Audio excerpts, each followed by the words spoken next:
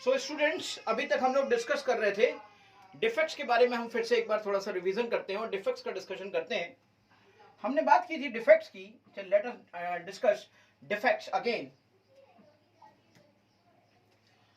देखिए, इस डिफेक्ट्स आपको देखने को मिलेंगे कि कितने रीजंस की वजह से हो सकते हैं। डिफेक्ट्स का मतलब होता है इम्परफेक्शन। इम्परफेक्शन किसी भी वजह से आ सकता है। वो उसका कोई भी रीजन हो सकता है। उसका रीजन डिसलोकेशन हो सकता है, वैकेंसी हो सकता है, सम इम्प्योरिटी हो सकता है। और उनमें से अगर हम बात को समझें तो मेन डिफेक्ट जिसकी हम स्टडी करना चाहते हैं, that is basically point defect and somehow there may be line defect.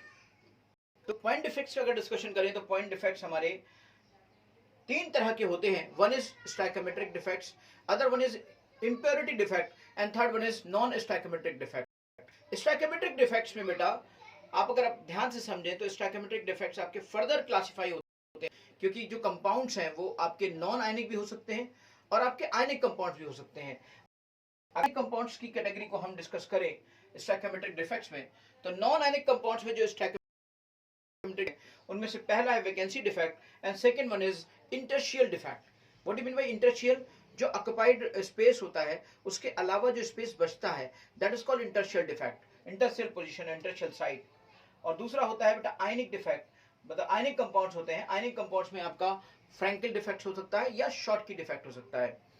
तो इस तरह से हम थर्ड डिफेक्ट की बात करें, सेकंड डिफेक्ट की बात करें तो that is impurity defect. And the third defect is basically non stoichiometric defect. ऐसा डिफेक्ट जिसकी वजह से हमारी स्टाइकोमेट्री या उसमें एक इम्पैक्ट पड़े बहुत गहरा। तो इस तरह के डिफेक्ट्स को हम दो तरह से देखते हैं, या तो वो मेटल डिफेक्ट होते हैं या वो मेटल रिच या मेटल एक्सिस डिफेक्ट होते हैं। मेटल एक्सिस डिफेक्ट में बेटा एक रीजन हो सकता है कहीं पर एनायनिक कंडीशन की वजह से, एनायन के निकलने की वजह से वहां पर न्यूट्रलाइज करने के लिए इलेक्ट्रॉन की एंट्री हो जाती है और that is called as F centre defect. तो F centre defect is a category of non stoichiometric defect in the category of metal excess defect. Understand? तो ऑब्वियसली इसके अलावा दूसरी चीज है मेटल डेफिशिएंसी डिफेक्ट।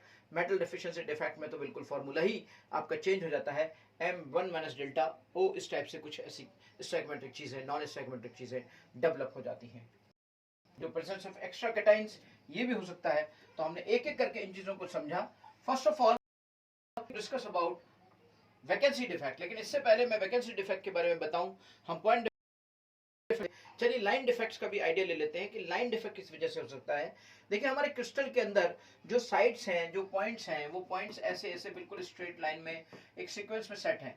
लेकिन अगर किसी वजह से वो लाइन डिस्टर्ब हो जाए, उसका डिसलोकेशन हो जाए, किसी एक dislocation of points and making line defect, और लाइन ही डिस्टर्ब कर जाए, तो डिसलोकेशन आपका लाइन का एक तरह से हो गया। तो ये लाइन देखिए ऐसे ऐसे होते हुए इसका डिसलोकेशन ऑफ लाइन हो गया। So this is basically called dislocation defect और line defect. It's not a concern. The main area of a concern is point defects. Point defects में पहली कैटेगरी आती है सेक्शन में, and that is basically non ionic compounds के लिए, and that is basically vacancy defect. Vacancy defect में होता क्या है कि कोई भी पॉइंट लाइक एटम्स और मॉलिक्यूल्स वहां से वो चले गए और वो जगह खाली रह गई, साइड की जगह खाली रह गई, तो वहां पे एक वैकेंसी क्रिएट हो गई। That is called vacancy defect. Normally ऐसा तब होता है जब हम उस किसी ऐसे सॉलिड को, नॉन आयनिक सॉलिड को हम हीटअप करते हैं। हीटअप करने पर ऐसा पॉसिबल है, और ऐसा पॉसिबल होने पर उसकी डेंसिटी डिक्रीज कर जाएगी। ऑब्वियसली वहां पर उस वॉल्यूम के अंदर वो एक एक पॉइंट भी अगर निकलेगा तो बहुत बड़ा एक अमाउंट हो जाएगा। इसके अलावा अगर मैं इसको समझूं कि वैकेंसी डिफेक्ट के अलावा इंटरशियल डिफेक्ट क्या होता है, what do you mean by the interstitial defect?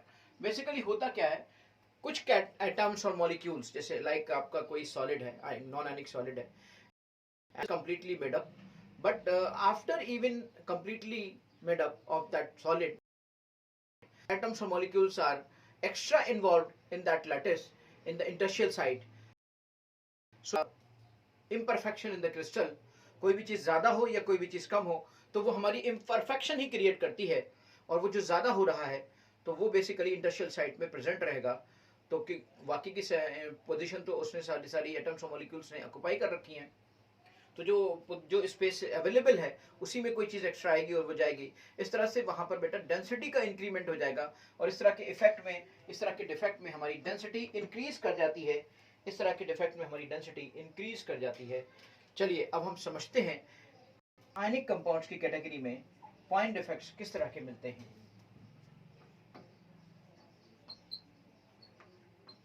Ionic compounds में हमारा पॉइंट डिफेक्ट्स में पहली कैटेगरी हमारी मिलती है फ्रैंक।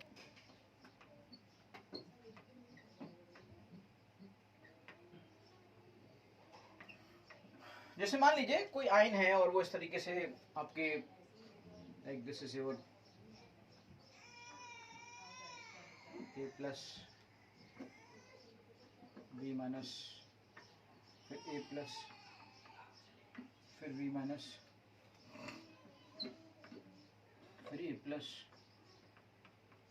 फिर B माइनस, इस तरह से जनरेट होता है। इस तरह से यहाँ से शुरुआत होती है B माइनस की, यहाँ A plus B minus A plus,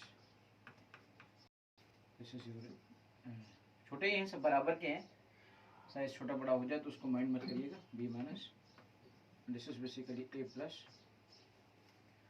and this is again ये आपका A plus A plus B minus A plus B minus,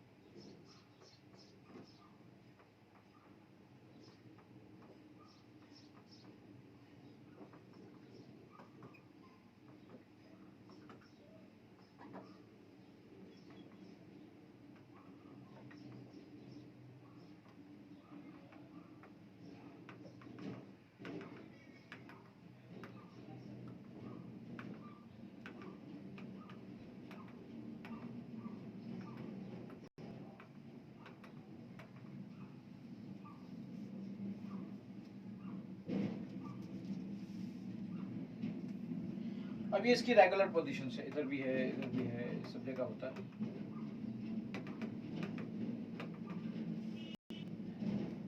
ये इनकी रेगुलर पोजीशन है। तो बेटा when a ion displaced from its regular position, when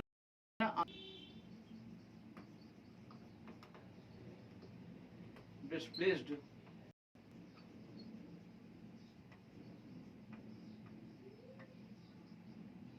from its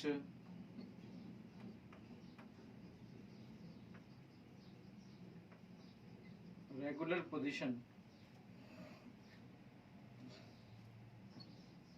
to the interstitial site,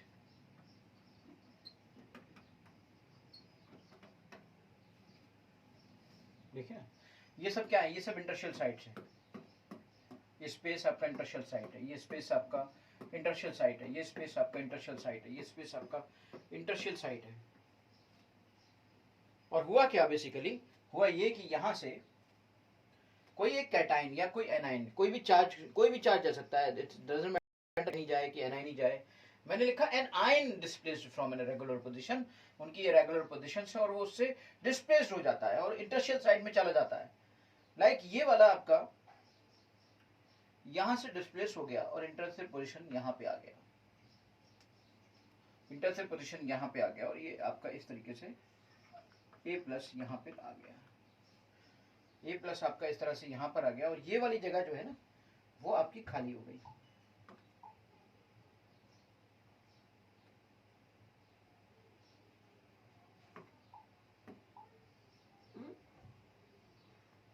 ये वाली जगह आपकी खाली हो गई और ये इंटरशियल साइड पे चला गया। सो इससे हुआ क्या, एक इम्परफेक्शन आ गया, एक एक्स्ट्रा पॉजिटिव चार्ज क्रिएट हो गया, right.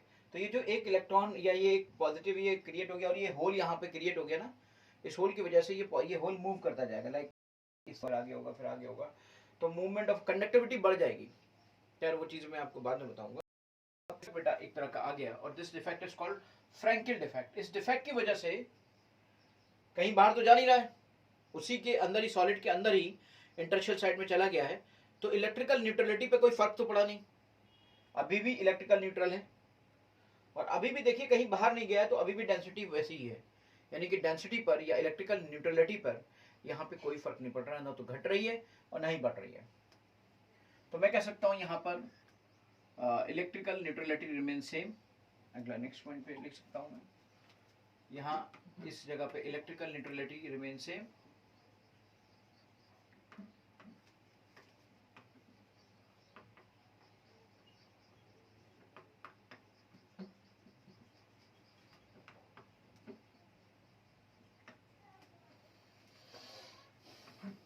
Density remains same.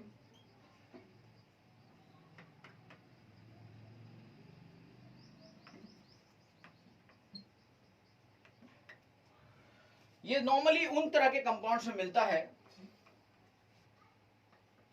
those ionic compounds of low coordination number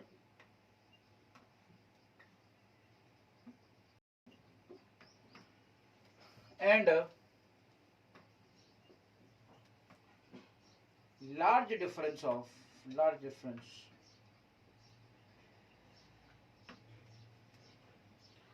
in size of cations and anions.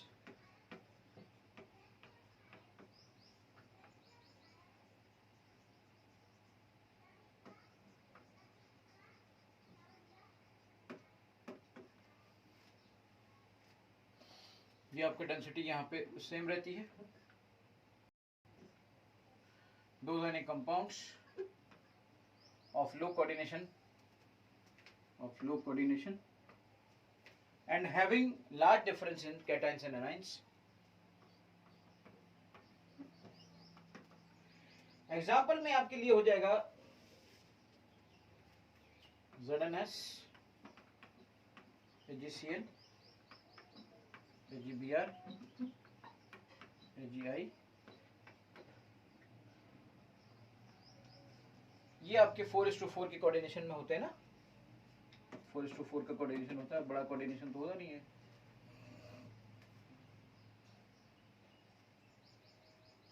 NaCl में 6:6 का कोऑर्डिनेशन होता है।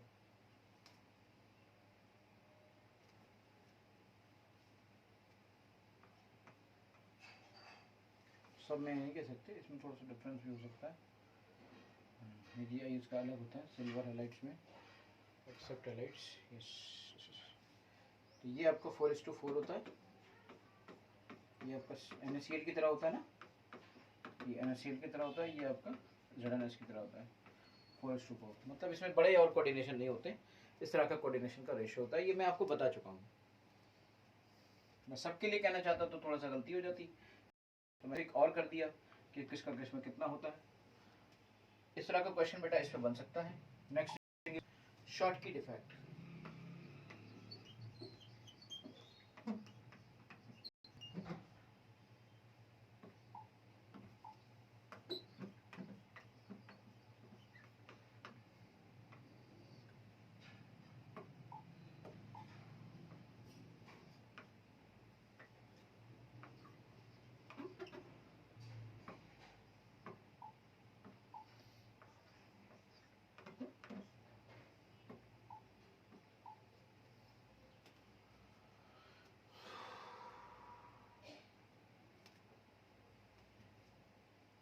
अब इसमें क्या है, इसमें जैसे आपकी ये लाइक ये आपकी साइड से A plus B minus A plus B minus A plus B minus,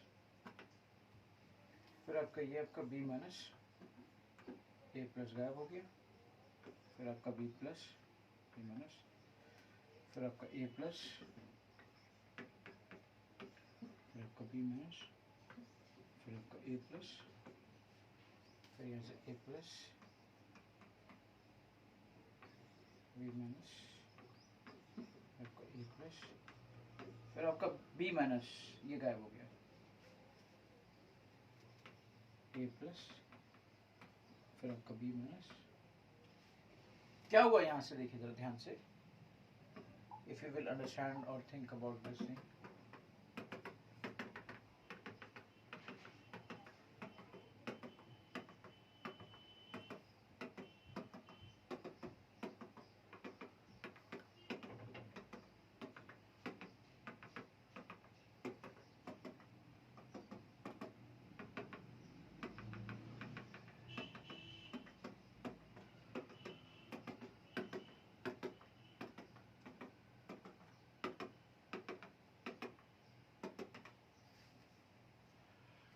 क्या हो रहा है कि यहाँ पर देखिए, यहाँ पर आना चाहिए था आपका a plus V minus A plus V minus, ऐसे अपनी अपनी पोजीशन पे ये लोग इफेक्ट प्रेजेंट थे, और यहाँ से a प्लस आना चाहिए था, लेकिन a प्लस गायब हो गया.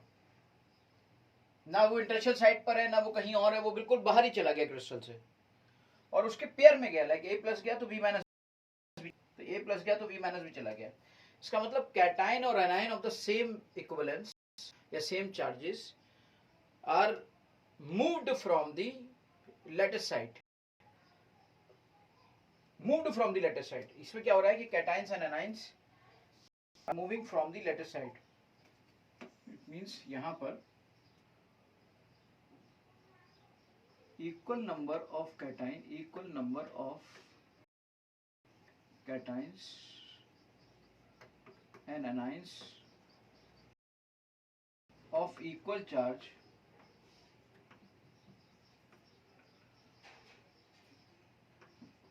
moving from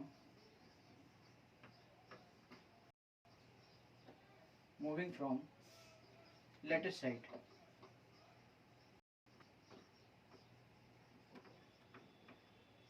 Lattice side से मूव ही कर जाते हैं. Equal number of cations and anions are moving from lattice side and create vacancy. और यहाँ पर इस तरह से वैकेंसी क्रिएट हो जाती है. ये आपका कुछ नहीं है, ये आपका खाली है.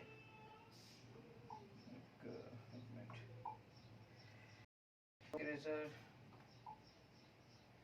मतलब ये वाला चाहिए. Point stroke.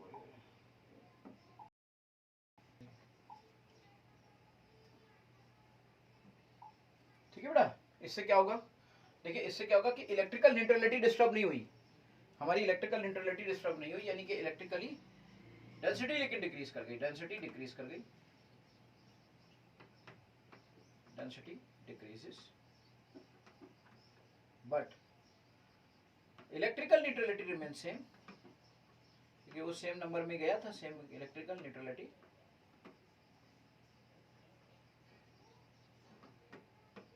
Remain same.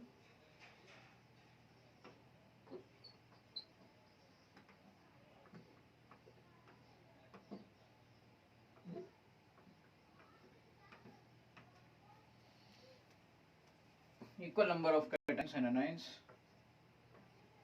of equal charge moving from the lattice side. Lattice side से मूव कर गया. ठीक है.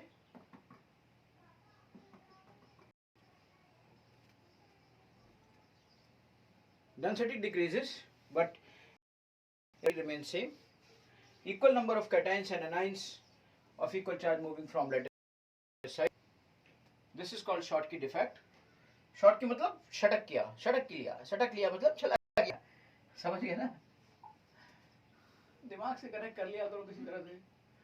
अब देखो ये किस में ज्यादातर किन का आयनिक कंपाउंड से मिलता है, उन आयनिक कंपाउंड से मिलता है having high coordination number, having high coordination number and very small difference in size of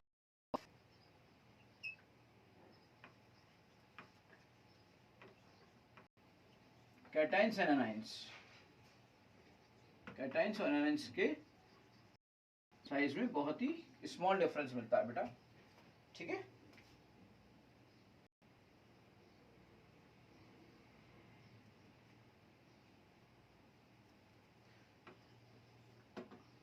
cesium chloride 8 NaCl 6:6, KBCl, KBr, GBr. KCl, KBr, AgBr, ये सब आपके 6:6 वाले हैं। कोई भी इससे कम नहीं है। इसका मतलब क्या हुआ कि कभी कभी जो 6:6 वाले हैं इनमें सब तरह का मिलता है। इसका मतलब ये हुआ कि जो ये वाले हैं इनमें केवल और केवल आपका शॉर्ट की मिल सकता है। 4 वाले थे ZNS वाले, उसमें केवल आपका फ्रैंकल मिल सकता है, लेकिन इन दोनों इनमें तो दोनों मिल रहे हैं यार। तो कुछ जगहों पे दोनों चीजें मिलती हैं। ये सब भी एक ऑब्जेक्टिव क्वेश्चंस के रूप में हमारे सामने आता है कि किसमें क्या मिल रहा है। ये था बेटा आपका फ्रैंकल और शॉर्टकी डिफेक्ट। अब हम डिस्कस करेंगे इम्प्योरिटी डिफेक्ट। हेडिंग हमें वाइट से डालनी है और उसे पिंक से हाईलाइट करना है, इम्प्योरिटी डिफेक्ट, और येलो से लिखना है। ये हमारा पैटर्न हमने सिलेक्ट किया था क्योंकि यही सबसे ज़्यादा अपीलिंग है, इम्प्योरिटी डिफेक्ट।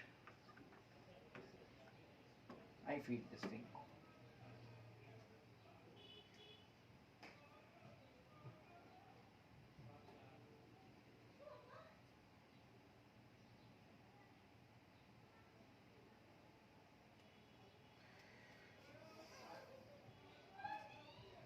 लाइक जैसे आयनिक कंपाउंड्स हैं आपके, और उनमें अगर सपोज करिए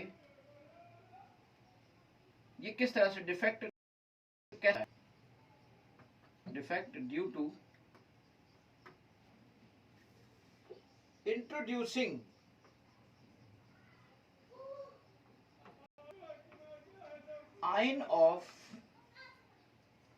ion as an impurity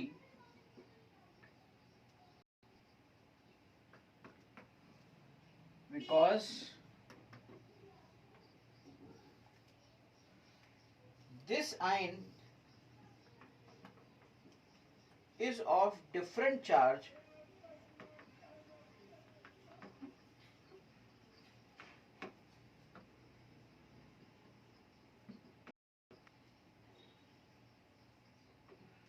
which are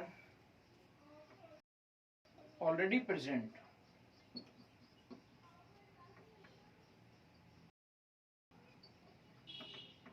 जो ऑलरेडी प्रेजेंट आयंस हैं उसमें। जैसे मान लीजिए कोई लेटेस है किसी का, अब कोई लेटेस है उसमें, और उस लेटेस में सपोज करिए आपका एक लेटेस है NaCl का। If I am talking about NaCl का लेटेस है, मान लीजिए ये Na+ है, ये आपका Cl- है, ये Na+ है, ये Cl- है, ये Na+ है, ये Cl- है, प्लस ये Cl- है। इस तरीके से आपका यहाँ पे आपका Cl- है, तो उसकी जगह भी यहाँ Na+ आना चाहिए था, लेकिन आ गया कैल्शियम 2+, यानी डिफरेंट ही चार्ज आ गया। Cl-, फिर Na+, फिर Cl-, इस तरीके से।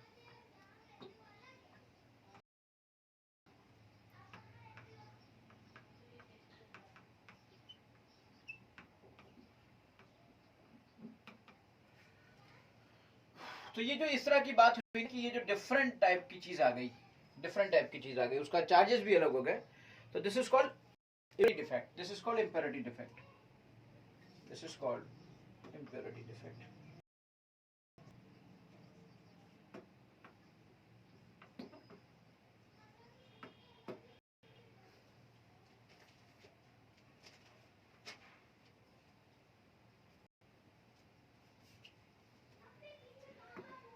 अब हम अगली कैटेगरी पे आते हैं बेटा, नॉन स्टोइकियोमेट्रिक डिफेक्ट पर। इम्प्योरिटी डिफेक्ट हमने समझ लिया। नॉन स्टोइकियोमेट्रिक डिफेक्ट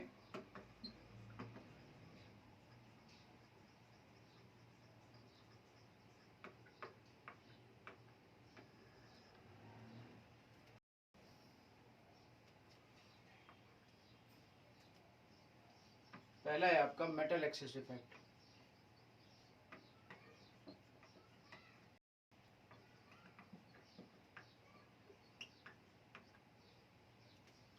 और मेटल एक्सेस डिफेक्ट में पहला है एनायनिक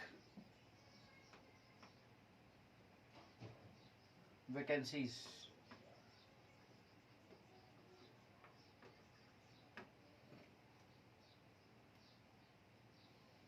जैसे मान लीजिए एनायनिक वैकेंसीज, इसी को हम बेटा एफ सेंटर भी कहते हैं, ये जो इस डिफेक्ट को हम एफ सेंटर के नाम से भी जानते हैं। जैसे मान लीजिए आपका ए प्लस है, B minus, A plus, B minus, A plus, इस तरह से है। मान लीजिए यहाँ पे आपका बी माइनस, ए प्लस, यहाँ पर आपका बी माइनस आना चाहिए था, लेकिन वो नहीं है वहां पर। यहाँ पे आ गया ए प्लस, बी माइनस, यहाँ चाहिए आपका ए प्लस, बी माइनस, यहाँ चाहिए आपको ए प्लस, बी माइनस,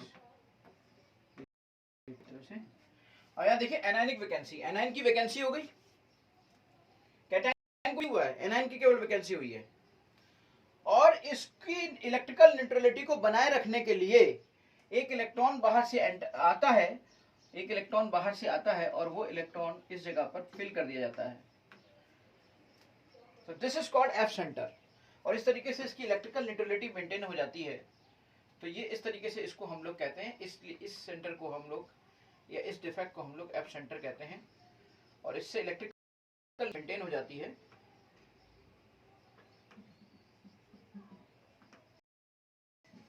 लेकिन इससे फर्क क्या क्या पड़ा? इससे फर्क ये पड़ा कि एक सिंगल इलेक्ट्रॉन यहां पर आ गया, अनपेयर्ड इलेक्ट्रॉन यहां पर आ गया। और अनपेयर्ड इलेक्ट्रॉन के आने से क्या हुआ? अनपेयर्ड इलेक्ट्रॉन के आने से इलेक्ट्रिकल न्यूट्रल तो हो गया, लेकिन हुआ क्या? डिफरेंस क्या क्या आया? डिफरेंस ये आया कि एक अनपेयर्ड इलेक्ट्रॉन आ गया, अनपेयर्ड इलेक्ट्रॉन आ गया। ये अनपेयर्ड इलेक्ट्रॉन जब कहीं आता है तो वहां पैरामैग्नेटिज्म आ जाता है, यानी कि ये आपका मॉलिक्यूल पैरामैग्नेटिक हो गया। और अगर यहाँ पर अनपेयर्ड इलेक्ट्रॉन आ जाता है तो यहाँ पर इसकी वजह से कलर इम्पार्ट हो जाता है, एक कलर इम्पार्ट हो जाता है। तो इसमें ये इफेक्ट इसकी वजह से आते हैं बेटा, एफ सेंटर के बने होने की वजह से। These all effects we are facing कि अनपेयर्ड इलेक्ट्रॉन आ गया, अनपेयर्ड इलेक्ट्रॉन का मतलब वहां पे सिंगल इलेक्ट्रॉन हो गया तो पैरामैग्नेटिज्म आ गया, पैरामैग्नेटिज्म आ गया तो ऊपर नीचे जाकर जो रेडिएशन निकलेगा हाई एनर्जी से लो एनर्जी पे आएगा, और उसके बाद वो फिर जो एनर्जी रिलीज करेगा उससे कलर इम्पार्ट करेगा। तो इस तरीके से इसमें एक कलर भी आने लगेगा और ये पैरामैग्नेटिक नेचर का हो जाएगा। ठीक है ना?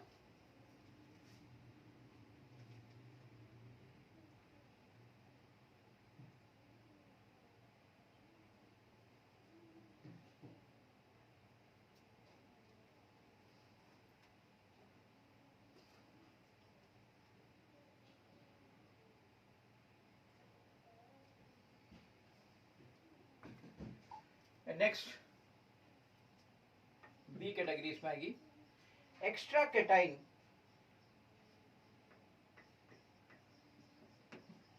presence of extra cations.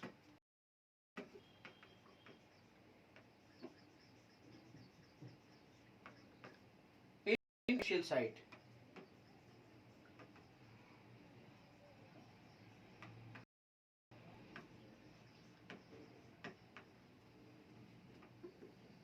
मान लीजिए आपका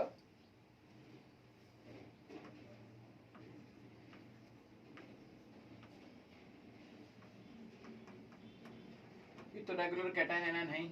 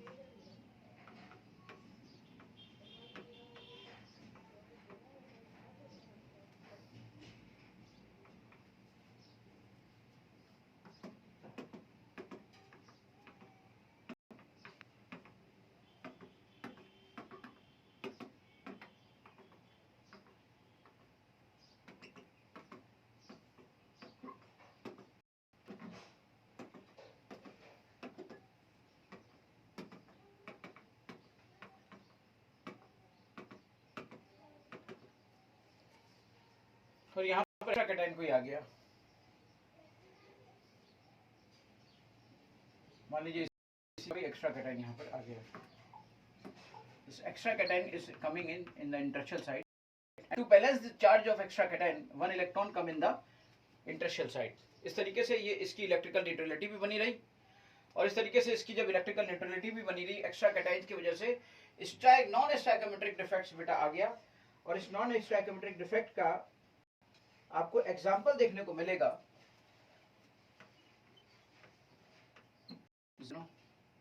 Fe2O3, Cr2O3, CdO, इन सब में इस तरह के डिफेक्ट्स आपको देखने को मिलेंगे. समझ गए? तो ये थे आपके non stoichiometric defect due to metal excess defect. अब हम बात करते हैं मेटल डिफिशिएंसी डिफेक्ट की.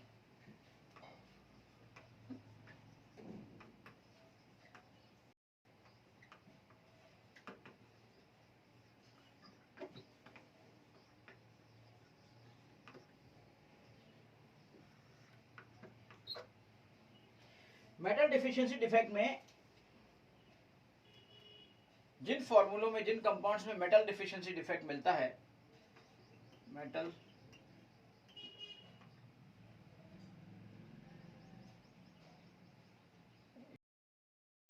Deficiency defect,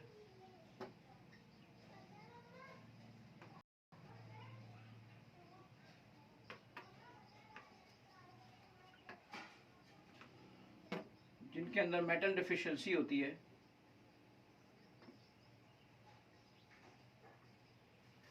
they are represented by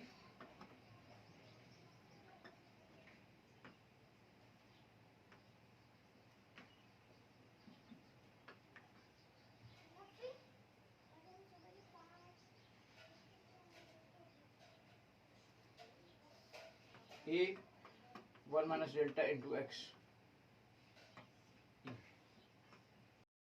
They are represented as A 1 होता है ना, तो 1 डेल्टा, उससे कम 1 से कम, जैसे 0.98, 0.78 इस तरीके के. इनके एग्जाम्पल कौन होते हैं? बहुत ही अच्छे एग्जाम्पल, जैसे सेमीकंडक्टर्स. ज्यादातर सेमीकंडक्टर्स में मेटल डिफिशिएंसी डिफेक्ट होता है. Semiconductors normally metal deficiency defect से प्रभावित होते हैं. ये थे आपके बेटा कंप्लीटली डिफेक्ट्स. कौन सा डिफेक्ट आपको कहाँ पे मिलता है और किस तरीके से मिलता है, इन डिफेक्ट्स का डिस्कशन हमने किया. अब हम बात करेंगे इलेक्ट्रिकल प्रॉपर्टीज की एंड मैग्नेटिक प्रॉपर्टीज की. सॉलिड्स में जो इलेक्ट्रिकल हैं और जो मैग्नेटिक प्रॉपर्टीज हैं, electrical properties and magnetic properties.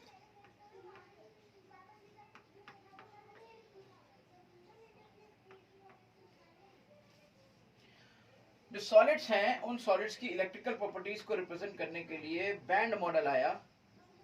और आपने सब जान, केमिकल बॉन्डिंग में आपने पूरा बैंड मॉडल पढ़ा था, मेटेलिक बॉन्डिंग के लिए पढ़ा था, लेकिन यहाँ पर मेटल भी सॉलिड ही होते हैं. तो और यहाँ पर जो इलेक्ट्रिकल कंडक्टिविटी जिन सॉलिड्स में ज़्यादा होती है वो बेसिकली बैंड मॉडल पे होते हैं. और बैंड मॉडल में आपको सबको पता है कि एक आपका बैलेंस बैंड होता है, एक आपका कंडक्शन बैंड होता है. कंडक्शन बैंड मतलब सी बैंड, और एक आपका बैलेंस बैंड है. कंडक्टर्स में आप जानते हो ये दोनों आपस में मर्ज रहते हैं, ये कंडक्टर्स होते हैं.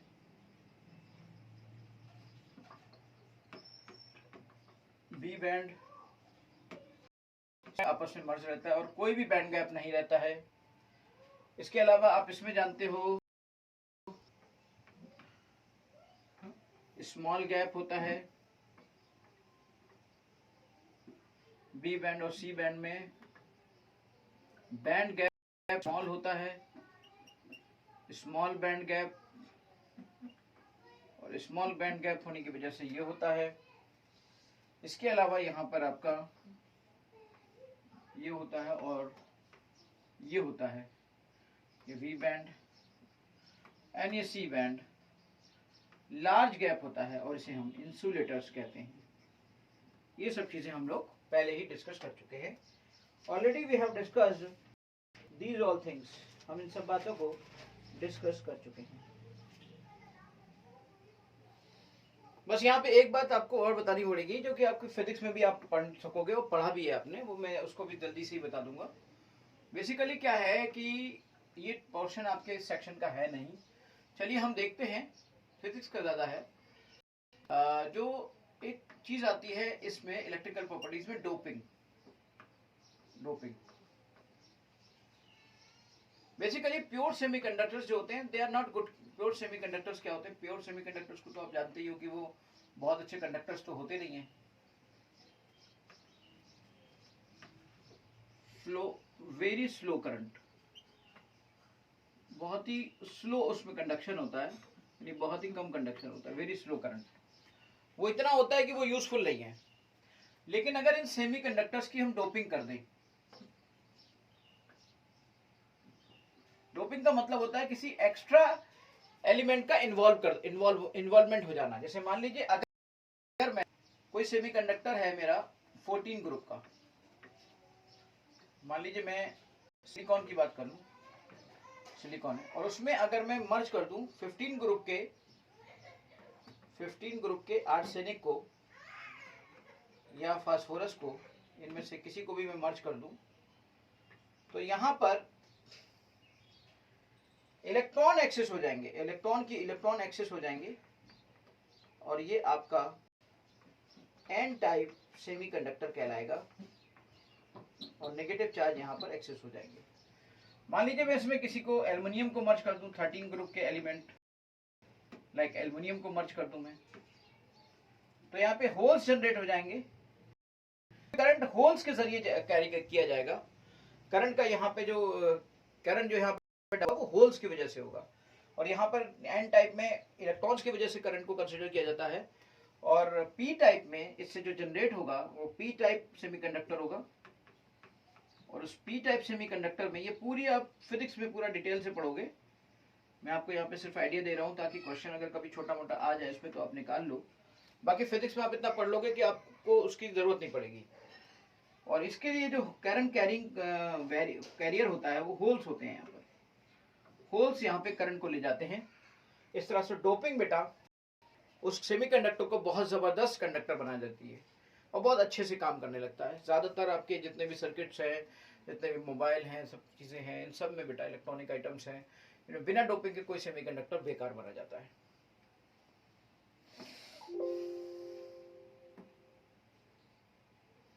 इसके बाद हम बात करेंगे मैग्नेटिक प्रॉपर्टीज की। मैग्नेटिक का डिस्कशन करेंगे कि how we define magnetic properties, कौन सी मैग्नेटिक प्रॉपर्टीज कैसी होती हैं।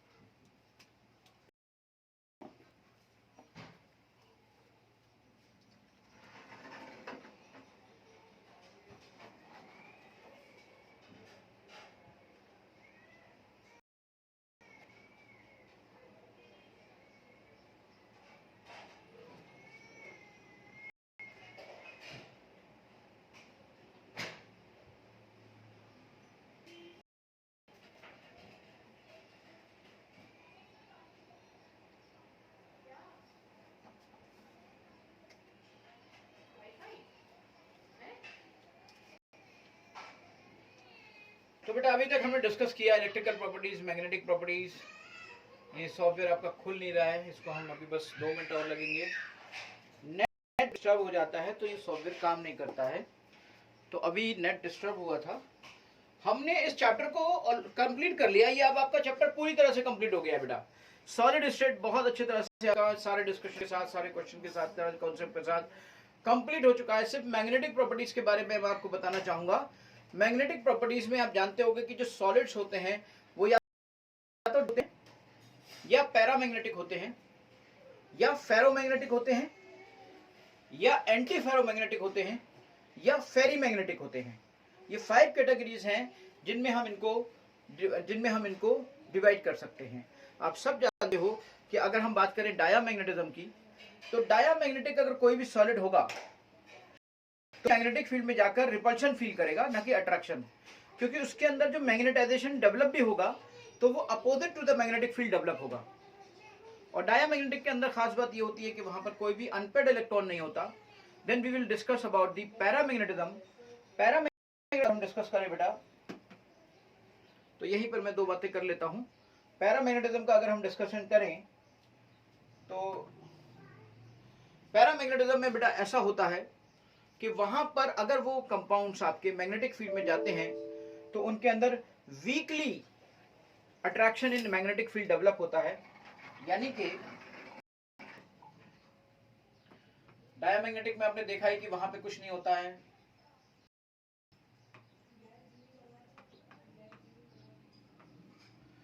पैरामैग्नेटिक को मैंने बताया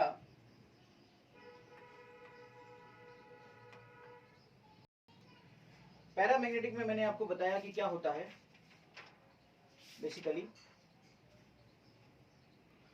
डायामैग्नेटिक में तो जितना कुछ है ये सब आपस में एक दूसरे से कैंसिल हो जाता है, ये है ना। पैरामैग्नेटिक में क्या होता है, पैरामैग्नेटिक में ऐसा होता है, इस तरीके से पैरामैग्नेटिक में होता है। तो weekly attracted in magnetic field, ये आपका weekly attracted in magnetic field. Magnetic field को मैं बी से रिप्रेजेंट करता हूं, हम सब जानते हैं मैग्नेटिक फील्ड बी से रिप्रेजेंट की जाती है। And couldn't develop permanent magnetism, couldn't develop permanent magnetism, और इसमें परमानेंट मैग्नेटिज्म डेवलप नहीं होता।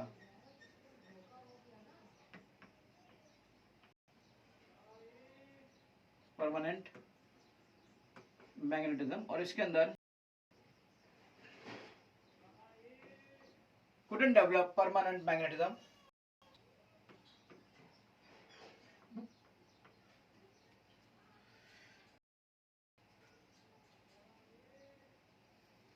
इसके अलावा बात करते हैं हम लोग फेरोमैग्नेटिक की। Strongly attracted in magnetic field, strongly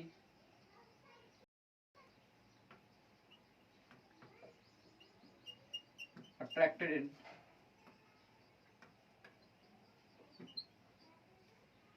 magnetic field, and even they develop permanent magnetism, उनके अंदर परमानेंट मैग्नेटिज्म भी, मतलब अगर आप मैग्नेटिक फील्ड नहीं भी लगाओगे तो मैग्नेटिक फील्ड में तो अट्रैक्ट होते हैं, और मैग्नेटिक फील्ड नहीं भी लगाओगे तो भी वो मैग्नेट है। जो हमारे मैग्नेटिक होते हैं वो मैग्नेटिक होते हैं basically. Iron, nickel, cobalt, iron है, निकिल है, कोबाल्ट है, इस तरह की चीजें आपके इन्हीं से परमानेंट मैग्नेट इन्हीं से डेवलप होते हैं बेटा। परमानेंट मैग्नेट आपके इसी से डेवलप होते हैं। और CrO2 का भी मैग्नेट हमारा बनता है बहुत अच्छा, ठीक है। इसमें क्या होता है, इससे बहुत स्ट्रॉन्ग बिल्कुल अलाइनमेंट होता है, बहुत ज्यादा अनपेड इलेक्ट्रॉन होते हैं, बहुत ज्यादा अनपेड इलेक्ट्रॉन होते हैं, लाइक 5 तो हो एटलीस्ट लेके चलो ही कि 5 तो डी अगर लेके चले हम 5-4 इस टाइप से बहुत स्ट्रॉन्ग आपका। जो ये फेरोमैग्नेटिक है, ये क्यूरी टेम्परेचर पर फेरोमैग्नेट आपका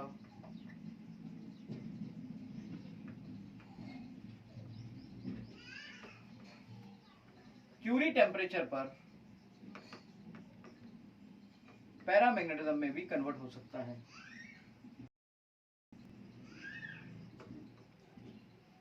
दिस इज क्यूरी टेम्परेचर, वो मैक्सिमम टेम्परेचर जिसके नीचे ये फेरोमैग्नेटिक रहता है, और जिसके ऊपर ये आपका वो टेम्परेचर जिसके ऊपर ये पैरामैग्नेटिक हो जाता है। तो this is called Curie temperature. ये कभी कोई पूछ सकता है क्यूरी टेम्परेचर तो कुछ है। एंटी फेरोमैग्नेटिक,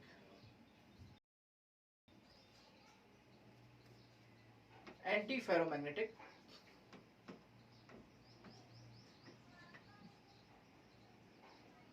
डाइपोल्स का अलाइनमेंट इस तरह का हो जाता है कि वो सबके सब एक दूसरे को कैंसिल आउट कर लेते हैं, तो ओवरऑल मैग्नेटिक मोमेंट जीरो हो जाता है।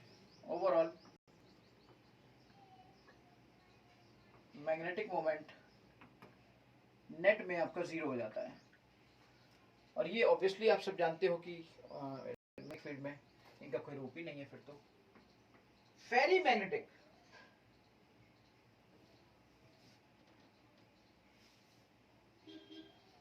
फेरी मैग्नेटिक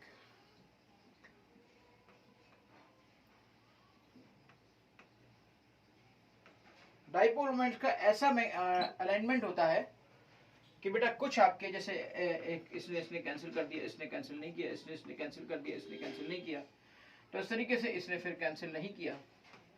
इस तरीके से आपका नेट में मैग्नेटिक मोमेंट जीरो नहीं होता है, नेट में मैग्नेटिक मोमेंट आपका जीरो नहीं होता है। तो फिर वहां पर कुछ ना कुछ आपकी मैग्नेटिज्म डेवलप होती चली जाती हैं। They are called ferrimagnetic, they are called ferrimagnetic. और फेरी का सबसे अच्छा एग्जांपल है Fe3O4। फेरी मैग्नेटिक का सबसे अच्छा एग्जांपल है। पैरामैग्नेटिक के तो लाखों एग्जांपल हैं, आप सब जानते ही हो, है ना।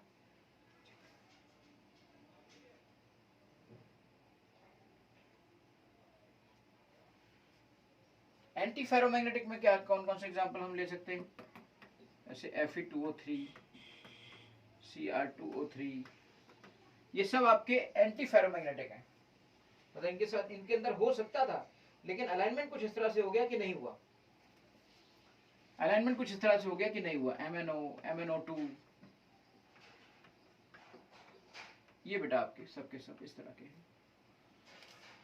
समझ सकते हो आप लोग कि एंटी फेरोमैग्नेटिक यानी कि इसमें पॉसिबिलिटी थी, सब कुछ था, लेकिन कैंसिल हो गया। इसमें हाई टेम्परेचर ले लिया तो ये फेरोमैग्नेटिक आपका पैरामैग्नेटिक हो जाएगा। और यहाँ पे सब इतना जबरदस्त था कि कुछ कैंसिल नहीं हुआ, और इस तरीके से ये जबरदस्त निकल के आया मैग्नेट। इसमें बेटा थोड़ा बहुत था, हल्का फुल्का था, और हल्के फुल्के ने हल्के फुल्के तरीके से किया। और डायमैग्नेटिक में कोई अनपेड इलेक्ट्रॉन नहीं था, कोई डायपोल मोमेंट नहीं था। समझ गए, ये थी आपकी मैग्नेटिक प्रॉपर्टीज। मैग्नेटिक प्रॉपर्टीज में अगर आप ध्यान से देखो तो इसमें जो क्रिस्टल्स हैं जो मैग्नेटिक प्रॉपर्टी शो करते हैं, उनके अंदर एक खास होती है कि उनके अंदर एक करंट डेवलप हो जाता है, और या आप उसको कह सकते हो कि उनकी क्रिस्टल्स की डाइइलेक्ट्रिक प्रॉपर्टीज की बात कर सकते हो। जैसे मान लो ये क्रिस्टल्स आपने देखे अभी, अब अगर ये क्रिस्टल्स आपके एज ए इंसुलेशन में काम आए तो ये इंसुलेटर है, तो ये इंसुलेटर्स हैं। और अगर ये चार्ज को कलेक्ट करने के काम आए, चार्ज कलेक्ट हो जाए जगह पे, चार्ज को कलेक्ट करने के काम आए, तो ये डाइइलेक्ट्रिक्स है।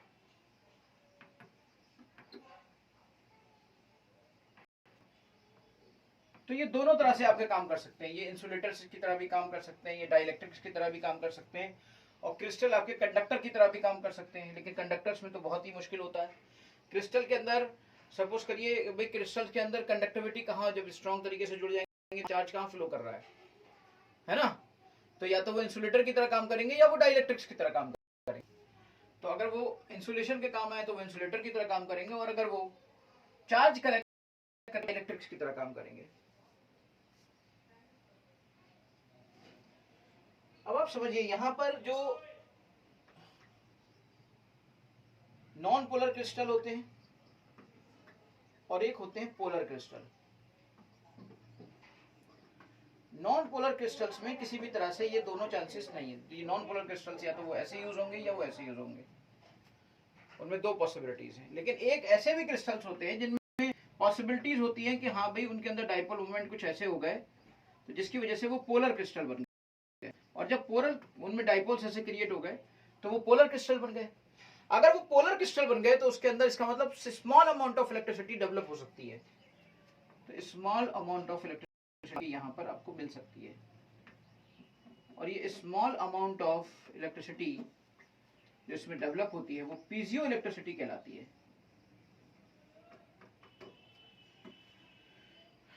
वो आपकी पीजियो इलेक्ट्रिक क्रिस्टल्स या पीजियो इलेक्ट्रिक क्रिस्टल्स कहलाते हैं।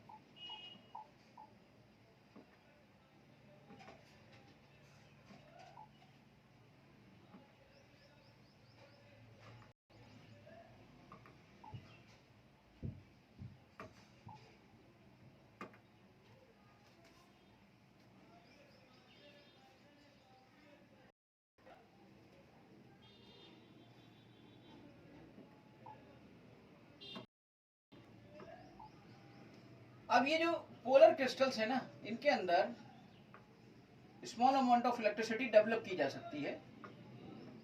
उनमें से एक तरीका होता है पीजियो इलेक्ट्रिसिटी। ये वाली इलेक्ट्रिसिटी किसी मैकेनिकल के जरिए डेवलप की जा सकती है। जैसे जो पोलर क्रिस्टल्स है उनके अंदर जो इलेक्ट्रिसिटी डेवलप की जा सकती है, चार्जेस डाइपोल्स हो सकते हैं बाय मैकेनिकल स्ट्रेस, और बहुत ही ना के बराबर उनके अंदर जो इलेक्ट्रिसिटी डेवलप की जा सकती है वो बाय मैकेनिकल स्ट्रेस डेवलप की जा सकती है।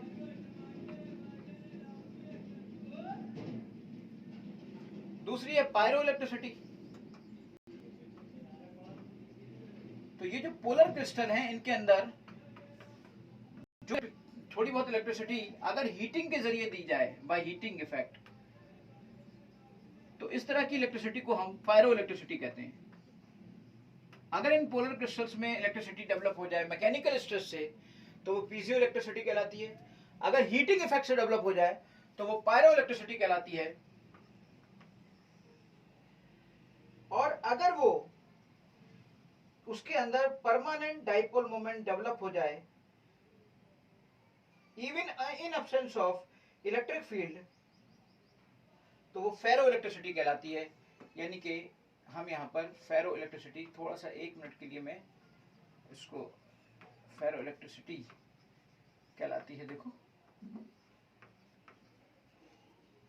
कुछ ऐसा, मतलब मैं इस तरीके से इनके अंदर फेरो इलेक्ट्रिसिटी कहलाती है। कुछ पोलर क्रिस्टल्स के अंदर अगर हम उसे मैग्नेटिक फील्ड में रख दें तो उनमें इलेक्ट्रिसिटी डेवलप हो जाती है even after magnetic field, even removing magnetic field, electric field, even removing electric field, they show electricity.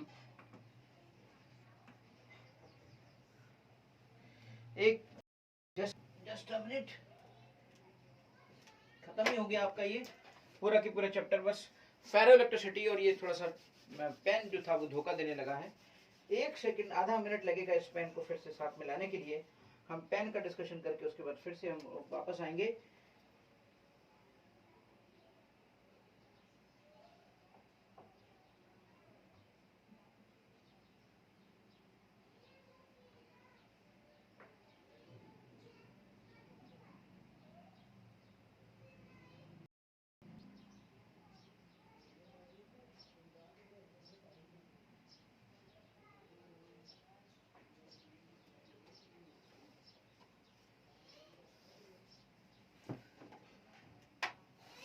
I think सही हो गया होगा अभी। तो देखिए फेरो इलेक्ट्रिसिटी बेटा, इवन रिमूविंग इलेक्ट्रिक फील्ड, यानी कहीं से अगर इलेक्ट्रिक फील्ड को रिमूव भी कर दिया जाए, दे हैविंग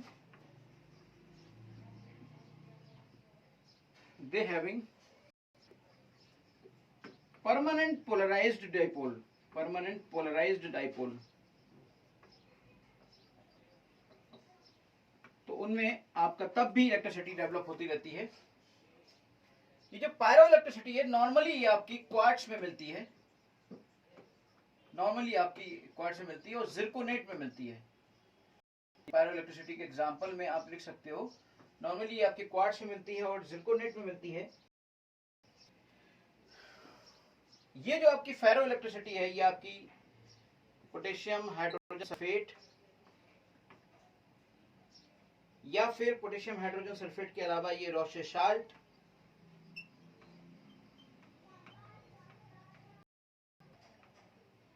या फिर ये barium titanate,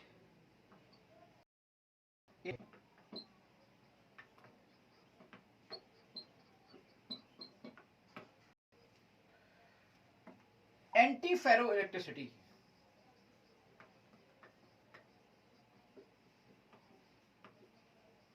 antiferroelectricity करूं तो यहां पर आपका ये एंटी फेरो इलेक्ट्रिसिटी बेटा, अब डाइपोल्स क्रिएट हो गए थे, परमानेंट डाइपोल्स क्रिएट हो गए थे, लेकिन कुछ लोगों में ये डाइपोल्स का अरेंजमेंट इस तरह से हो जाता है कि सब कैंसिल हो गया, यानी कि जो पोलराइज्ड डाइपोल्स थे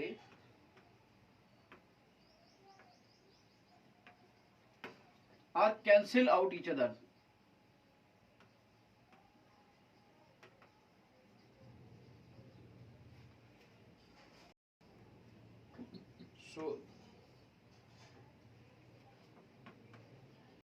सो नो इलेक्ट्रिसिटी, तो उनके अंदर कोई भी इलेक्ट्रिसिटी नहीं हो रहा, they show no electricity. Example हम फिर से इसकी बात कर सकते हैं, फेरो इलेक्ट्रिसिटी उसमें प्रेजेंट नहीं होती है, फेरो इलेक्ट्रिसिटी इसमें प्रेजेंट नहीं होती है।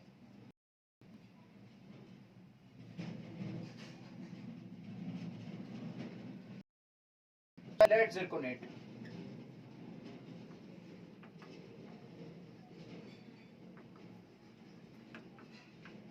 PbZrO3, हमने एग्जाम्पल आपको सबके दे दिए, लेकिन शायद पायरो वाले का नहीं दिया ना।